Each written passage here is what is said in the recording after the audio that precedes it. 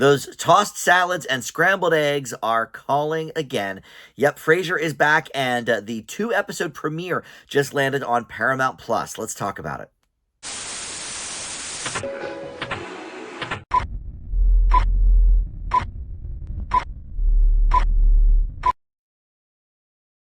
Hey guys, Dan here. This is Dan Reviews It. Welcome to my TV review for the new Frasier Reboot, spinoff, whatever we're calling it these days. And I very infrequently get to wear my Frasier meets heavy metal t-shirt. So this is a perfect occasion for the, what's it called? The I'm Listening Tour 97. This is, one of those like Etsy type stores I bought online. I thought it was cute. But look, Frasier has been a big deal on my channel over the years. My old buddy Joe and I used to review season by season the old Frasier series. It's certainly one of my favorite shows of all time. Cheers, also in that list. I think Frasier and Cheers are both probably in my top 10 shows of all time. Yeah, a lot of love there from you guys with my Frasier review. So hopefully, this one will find a home as well. And I haven't decided yet whether I'm going to do episode by episode reviews of Frasier like I do with the Connors, because Paramount Plus is rolling them out every week. And right now there's no new Connors episodes because of the writer's strike. So I don't know. Let me know in the comments if you are interested in seeing, episode by episode Frasier reviews, because I'm certainly going to be watching the entire season. So, all right, before we launch into the specifics, though, of this episode, I want to welcome you into Dan Reviews It. Thanks for finding this video. We do TV and movie reviews all the time here on the channel. I try to post something new just about every day for your viewing pleasure. So please click that subscribe button, or just like this video or comment below. All that stuff does help the channel out. One of my top videos, in fact, I think my number 2 video of all time, is a season 4. It's part 1 of season 4 review with my old buddy Joe and I. It has tens of thousands of viewers.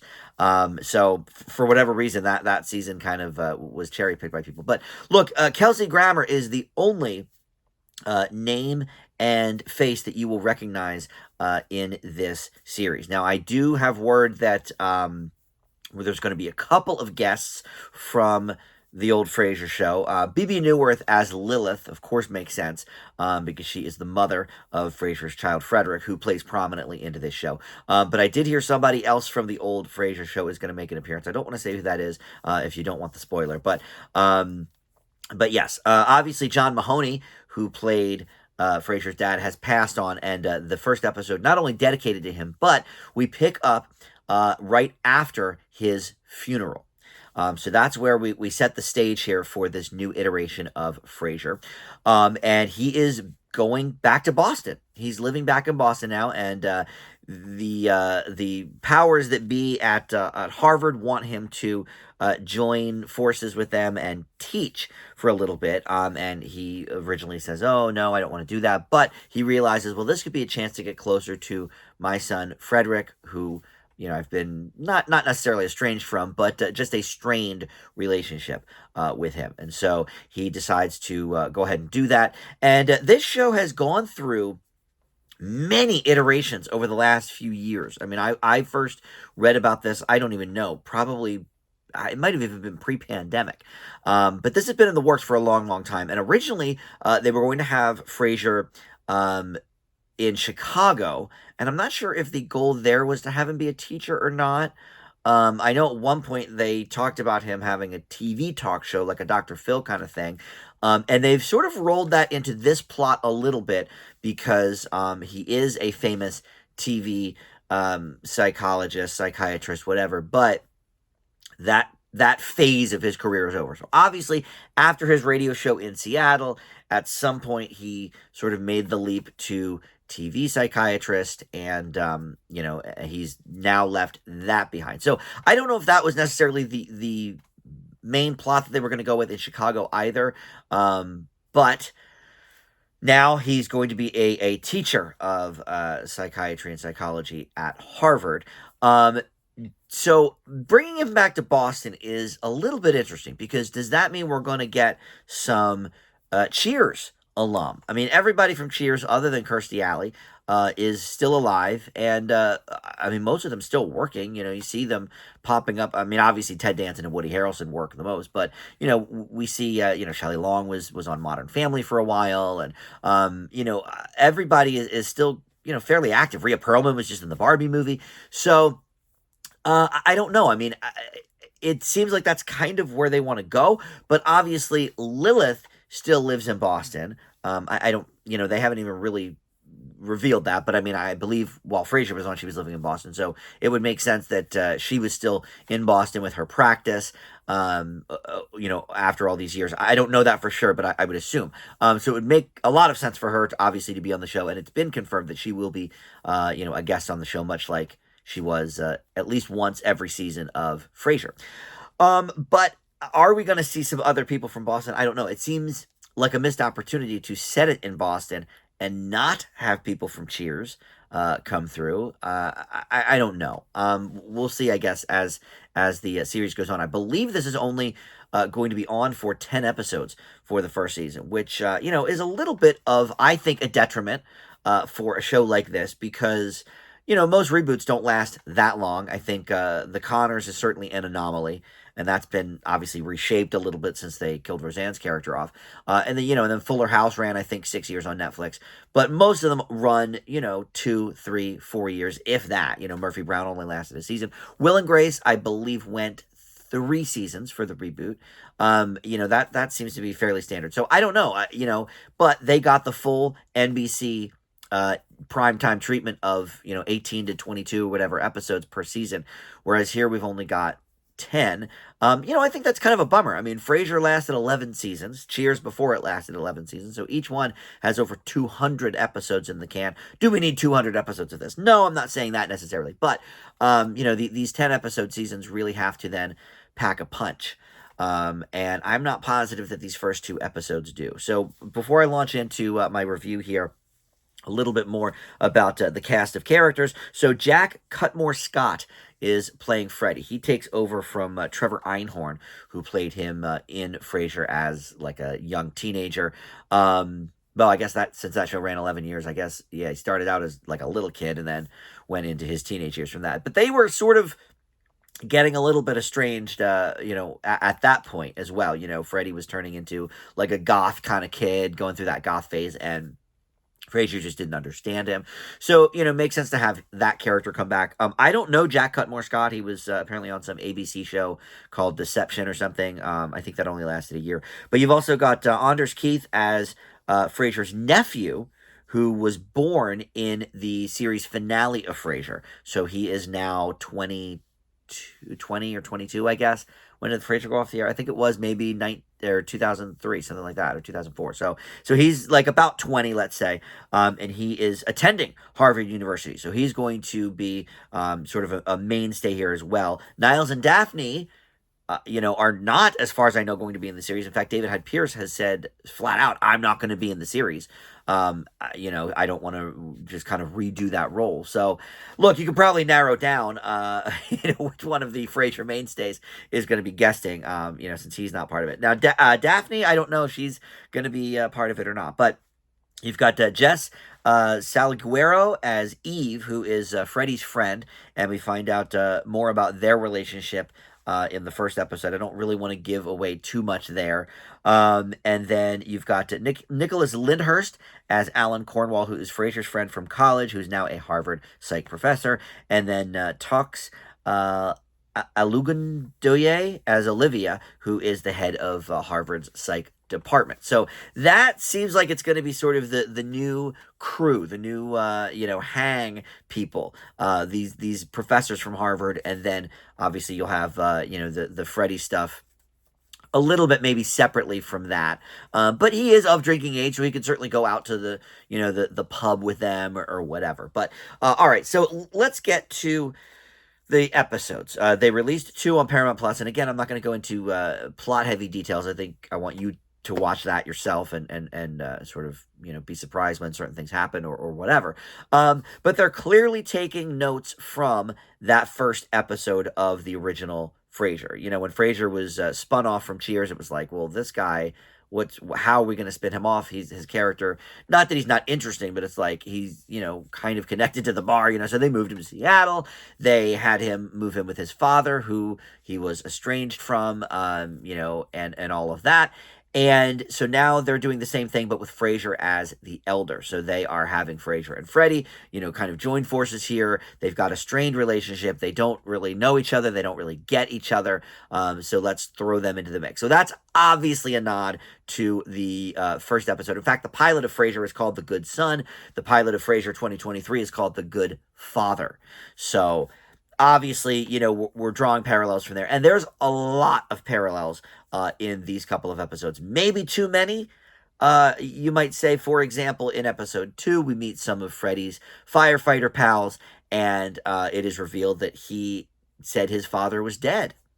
And that is, in my mind, that's a callback to when in Cheers, we learned that Frasier's father was dead. But then, of course, when the Frasier reboot happened, or spinoff happened, it was like, oh, he's alive. And they actually explain that in the episode where Ted Danson comes to visit.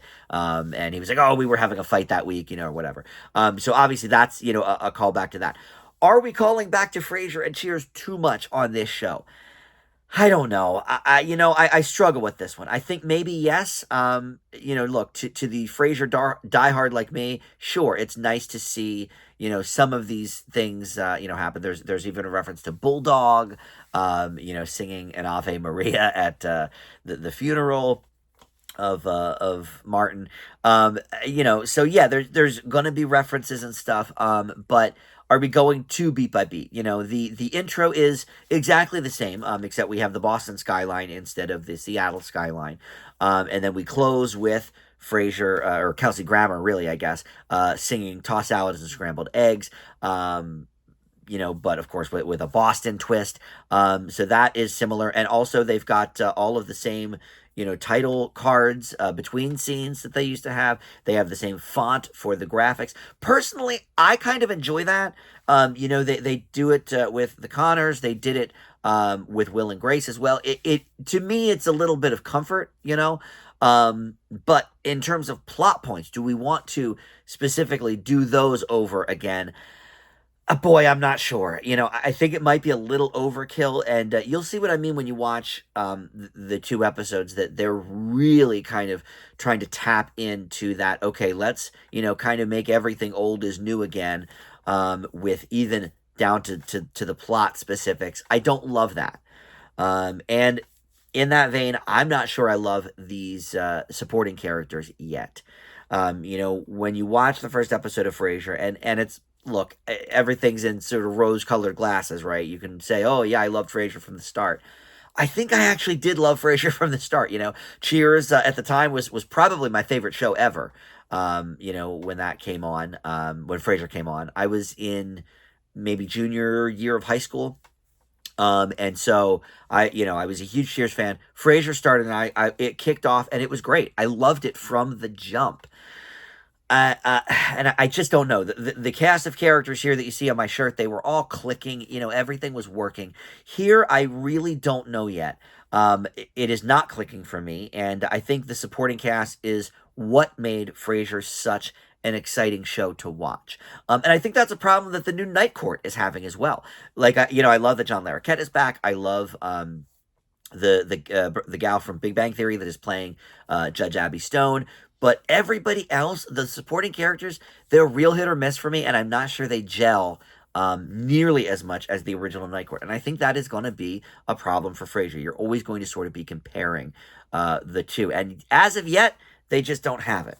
I could be proven wrong, certainly, as we get to grow and love these characters. I think the Freddie character's fine. I don't mind him at all. It's sort of the adult. He is an adult. I get that. He's, probably in his 30s or whatever in this iteration. But I mean, like, Frasier's peers, I should say, at Harvard. I'm not sure yet where we're going with them and if we're going to gel quite the same. I'm willing to give it a shot, but I don't know. But Freddie, Love that. They're going for some emotional beats in the first episode about the two of them reconnecting, and I think that is certainly reminiscent of the first couple episodes of the original Frasier, but in a good way. That one I can get behind because something that I loved about Frasier was the heart. Cheers was a zany comedy, certainly after Diane left and Rebecca came on, but it never ever, even with the Diane years, really ever had a lot of emotional heft. Maybe the occasional episode here or there, but Frasier did. They sort of dove into it. So I can appreciate that they went for that in the pilot of this, and I do think it worked. That scene, those emotional beats, those worked for me. But look, the crowning achievement here, the star, Kelsey Grammer, has not lost a beat as Frasier Crane. This is the character that he's played for 20 years over 2 series, and I believe in sitcoms I guess he used to hold the record. I suppose now that The Simpsons has been on for 33 years or whatever it is, I guess those characters have surpassed that. But at the time, Frasier or maybe. I guess The Simpsons had been on for over 20 years then. So, maybe for live action then anyway. But live action comedies, Kelsey Grammer has played that same part longer than anybody else. And so, look, it makes sense that it's been a little hard for us, I think, as an audience to see him in different roles. He's tried a few different sitcoms over the years. He did Back to You with Patricia Heaton, which lasted a season, which I kind of liked, but didn't really work, I guess, for Fox. And then he had a sitcom that only lasted, I think, 4 episodes on ABC called Hank or Lucky Hank or something like that. Or no, Lucky Hank, I think, is the one with Bob Odenkirk. I think it was just called Hank. But anyway, it was not very good. But he was like doing a family type sitcom there. But he's done a few things over the years. He's tried his hand at movies a little bit. But look, this is the character that he will forever be identified with. And obviously, he keeps coming back to it for a reason. I think it resonates with him. I think it is very similar to his real life personality. When I see him on talk shows and stuff, he is sort of that guy. So he steps right back in. And I would say all of the laughs that I got from these first 2 episodes came directly from him. He plays the part very well, fits right back into it. One thing I don't quite understand about the sort of background of this show is the director, James Burrows, who worked on Cheers and Frasier, directed many, many episodes on both of those shows. In a recent article about Frasier, talked about how he just hates reboots and they're lazy and this and that. And he was saying this is not necessarily a reboot because the whole cast isn't coming back. It's sort of a reimagining or whatever for this particular character. All the other reboots are lazy. Okay, he did though come back to direct most of the Will and Grace revival as well, if not all of it. So I don't understand this comment. If you're trying to get a story to get some eyeballs on Frasier, this is a reboot. Whether it's one person, or I guess maybe he's referring to it as more of a spinoff because it is only one character. I suppose maybe that's true, although it's called the same thing. Most spinoffs take another tact. Friends spun off into Joey, Cheers spun off into Frasier. It wasn't called Cheers again. So I don't know. It was a weird comment, but he directs. I don't know if he directs the second episode, but he definitely directed the first episode. I noticed his name in the credits. So I don't know. He's involved with this, but a lot of the other people involved in the original Frasier are not.